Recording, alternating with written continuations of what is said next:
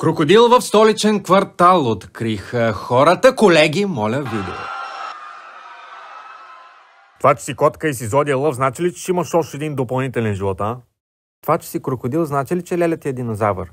Не намесвай семейството ми в това, те са мъртви за мен. Те май действително са мъртви, тъй като са от друга епоха. Не, баща ми е от Стара Загора. Чакай, какво? Ей, хора, ко става там? Павлине? Не сега! Ко правите? Не случва ли са? Не ме ядосвай! Какво? Викам, не ме ядосвай, че обсъждаме супер важни неща в момента, ясно ли ти е? Какво? Айде да излизам, моля, айде да излизам. Няма да излизаме сега, че купувам биткоин. Аре, чек, някакви род се случват там. Ей, сега си излизам, изчакайте ме! Павлине, излагаш ме пред хората. И какво? Искаш да ходим да пием по нещо, а? Ей, аз имам предложение. О, не. Стояне, ти като човек с най-малък капацитет сред нас, трябва да ти го призная.